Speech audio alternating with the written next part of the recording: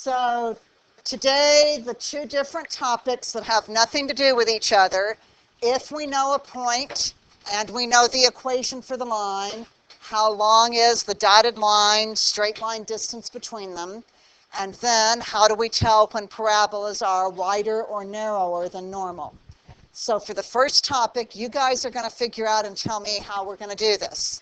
This means we are given a point, so we know the coordinates of that point, x1, y1, 4, 5, negative 3.1, 7, whatever they might be. They tell us the numbers for 1 point. They also tell us the equation for the line. This line goes forever. It is not a segment. They might tell it to us as y equals mx plus b. They might give it to us in the form ax plus by plus c equals 0. They might give it to us in double intercept form. They might give it to us in point slope form, whatever they feel like. So my challenge for you is, how do we figure out how long that dotted black line is? What do you know how to get the distance between? What do you have a formula for? The distance between what kinds of things? You only know one distance formula. Evan? That's not how long the segment is. We have done things where we found perpendicular bisectors. Yes, I've got a perpendicular sign in there, but this has nothing to do with bisecting because that red line goes forever. I can't bisect something unless it has two ends, so I can figure out where the halfway mark is. So what kind of formula have you used since Algebra 1? The distance between what and what? Sharon? The distance between 2 points, right? Isn't that the only thing you've got a distance formula for? So we've got 1 point. Somehow, then we need to figure out this point so that we can use that distance formula, right? Right. Okay, because then we have our formula.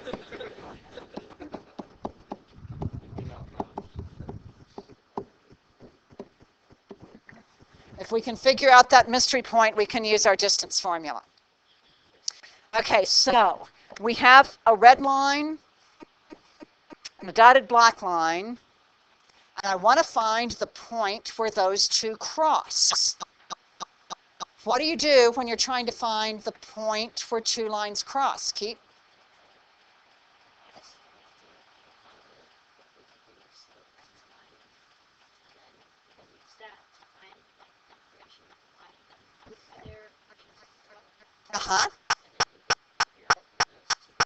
Okay, so let me write some of that down, and then we'll come back to what I had first asked. So you've got a great idea there. So you said, I'm going to get the slope of this.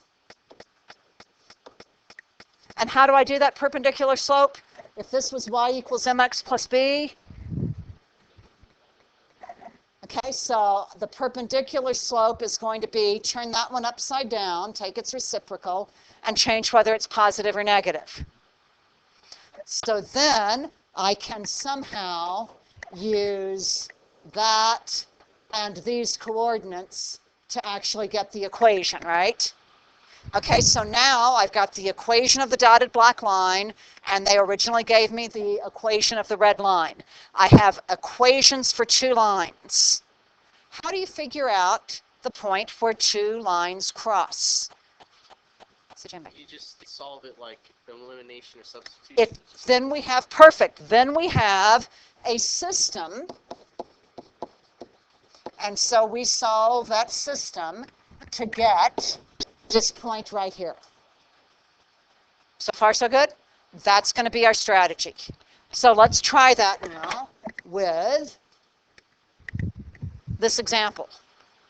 So there's the point they give me and the line they give me. And so it sounded like what we had to do kind of first in there was to then get the equation of the dotted line. And so if we have one line and we want the perpendicular line, How are we going to start?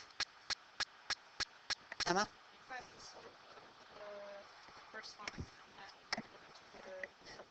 Okay, so we need to get the slope of the first line, so let's write that first line in y equals mx plus b form so we can look at it and say what the slope is. So, A, y equals what?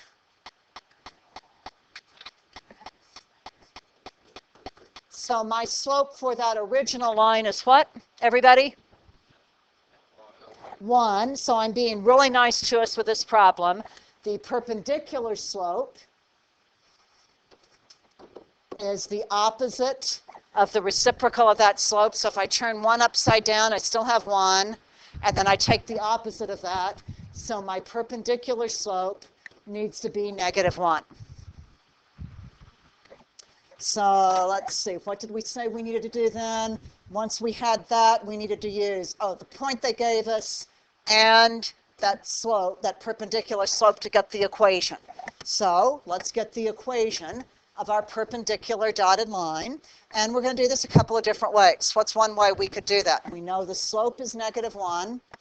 We know that the point on that line is -4,6.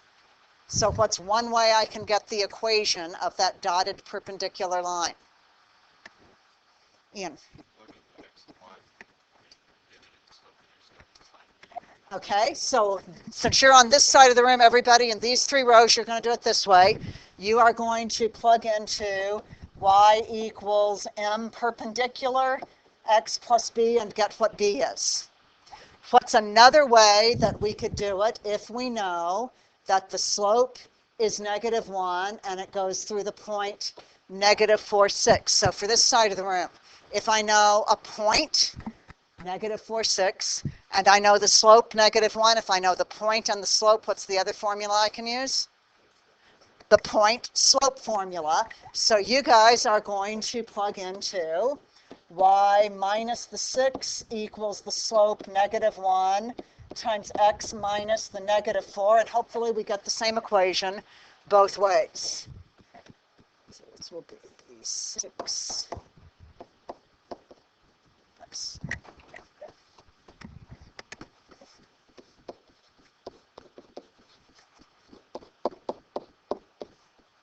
Everybody finished?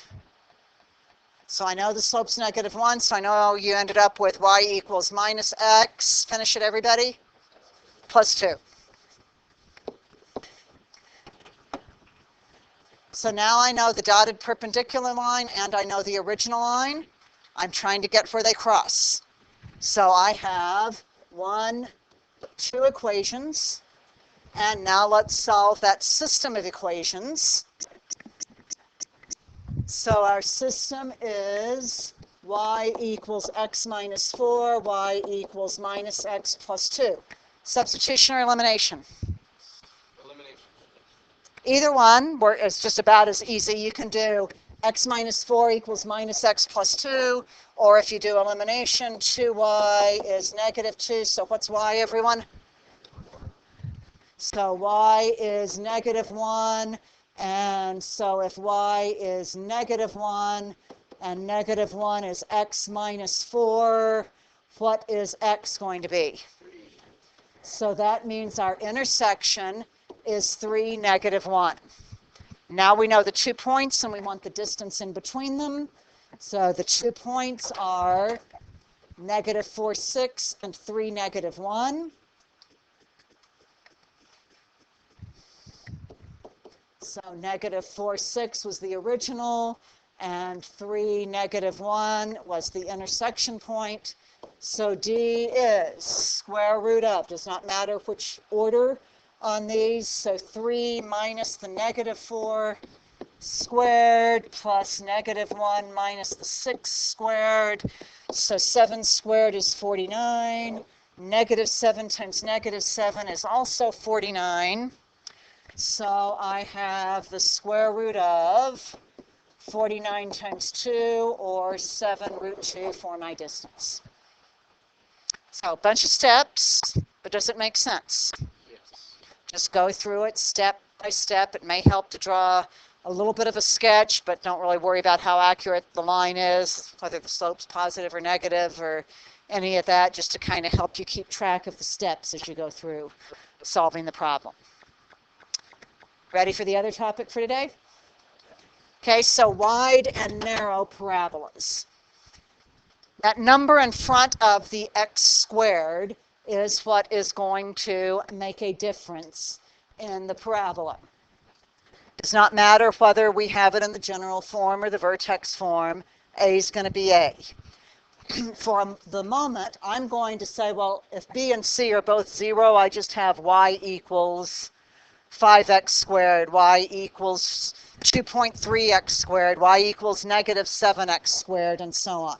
So I want you to do a quick investigation on your calculators, and I want you to enter f1 is x squared, f2 is 2x squared, f3 is 3x squared, f4, let's do some things that are smaller, a half x squared, and that may be easier if you enter it as x squared divided by 2. And finally, let's do a third x squared, or you might want to enter that as x squared divided by 3. Do all of these on one calculator screen and start to think about, oh, let's see, the bigger x, so the biggest a that I had was 3. So how does one with a bigger a like 3 compare to one like a half x squared with a smaller number in front of x squared? The bigger numbers, what does that do to the graph? The smaller numbers in front of x squared, what does that do to the shape of the parabola?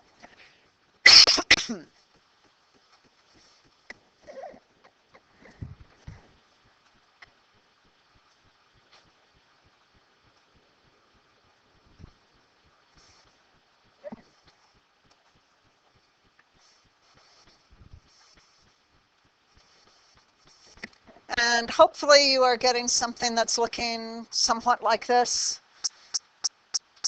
Colors may or may not be different, but more or less is this what you guys are coming up with? So on mine, my blue one is y equals x squared. When I changed to 2x squared, I got the red one. So what happened when I went from the blue to the red one? Smaller is a little bit hard because they have arrows on the ends of them and they both go forever and ever. They just keep going up and up and up, and so it's a little bit harder to say what's smaller. So can we be use a little more precise vocabulary maybe? Skinnier, narrower, steeper. So those are all good words. So does that continue? If I got an even bigger number in front of x squared, did it get even steeper? Yes. What if I went from a third x squared to a half x squared? Is a half bigger than a third? So if I went from a third to a half, so if I had a bigger number, did that get steeper? Yes.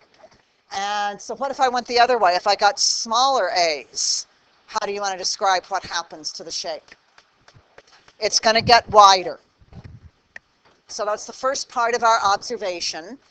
If we have bigger a's, the graph gets steeper, narrower, skinnier, any of those words that you like in there.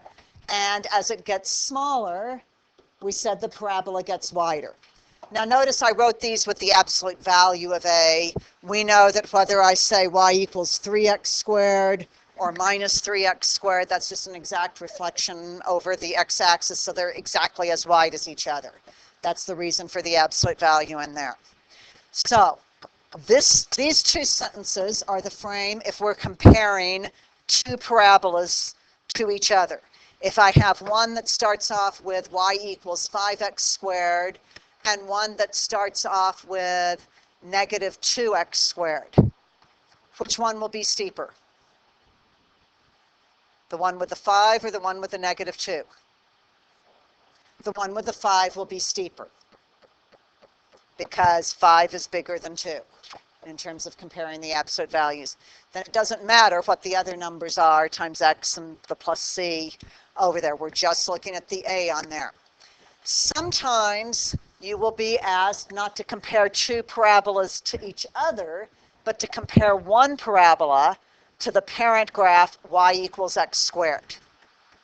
So for that one, if we're comparing to 1x squared, if we have something that is bigger than 1, the graph will be steeper or narrower than the standard parent graph. And if we compare something with a third x squared or negative a fifth x squared, those will be wider than the standard parent graph. So you kind of get the difference between those two frames and what they're talking about. So what we're going to do to finish up our notes is we're going to graph one very messy parabola. Very messy to complete the square on and get it in vertex form and figure everything out about it. But only one of them, so you can bear with me for one. You can always do one of anything. So here's the one we're going to try. Y plus 3x squared plus 2x minus 3 equals 0. So when I'm completing the square, we haven't done very many where we've got to do this kind of stuff yet. We've done a couple. How do we start? Mia? Well, I'm going to need to complete the square to get the quadratic equation that I want, because I need to get it into vertex form. So what do I need to do first if I'm getting ready to complete the square? Help? Okay, so y, and then I'm going to move the 3x squared over, so it's minus 3x squared, and then minus 2x. And then if I move the plus 3 over there, my next step would be to move it back so that it's with the y. So let's just leave it over here as minus 3. So let's get the x's on one side. So I have y minus 3, and I want to complete the square on that minus 3x squared minus 2x. And what do I need to do first when I have one like that? That's not a very nice one. We need to factor out the negative 3 so that we can have a parenthesis that starts with a nice easy 1, x squared. So if I factor negative 3 out from this, I need a positive, because negative times positive will give me the negative. And if I pull that out, that means I need to divide this by 3. So let's see, negative 3 times plus 2/3, that will give me the negative 2. And I've got the x there. So that means I'm trying to now rewrite that parentheses as x plus or minus something squared. So help me out now. How do I figure out what goes in that small parentheses that I just wrote on that bottom line? Jen, how do I come up with what goes in that small parentheses? Or what goes in there, if that's easier for you to say. I like to say I take half of it, especially when I've got these weird fractions. So I'm going to try to take half of 2/3, which means positive 1/3. So I need a plus 1/3 inside that parentheses. Then I have to figure out, well, what is x plus 1/3 times x plus 1/3, so that I can put that in this longer parentheses up above. So x plus 1/3 times x plus 1/3 is x squared plus 2/3 x. And then what? A little louder for me. Plus a 9th. So to get this one, we're going to take the 1/3 and square it. So we have plus a 9th, which means I've just changed my original problem. Did I just add a 9th on the right-hand side? What did I really do on the right-hand side? I didn't really just add a 9th. I really added a 9th that got multiplied by the negative 3. So I really added a negative 3/9 or a negative 1/3, which means I need to add the negative 1/3 to the left-hand side so that I have not really changed the problem. Okay, we've done the hardest part of all of this now. So let's see. minus 9/3 minus 1 more third, so I have y minus 10/3. So vertex form, y is -3, x plus 1/3 squared plus 10/3. Opens up or down? Down. Wider or narrower than x squared? Vertex, 1/3 on the 10/3. which means my axis is x equals -1/3. Let's get a y-intercept, which means let x be equal to 0. And you pick whichever equation you like the best. The original one or any of these. Which one's going to be easier for you to say x is 0, what is y? I kind of like the original one. So y plus 0 plus 0 minus 3 is 0. So everybody, what's the y-intercept? Okay, let's go ahead and start sketching that much, especially before we try to decide, do we have to worry about x-intercepts or not? Let's let the graph tell us whether we have some. So let's see, -1/3, positive 10/3. That will be about right here for the vertex. Y-intercept is 0, 3. Here is my axis of symmetry. Go equally far on the left as I was on the right. Am I going to have x-intercepts? Which means I will have two real solutions. And let's see if we get any nice x-intercepts that would be easy to plot.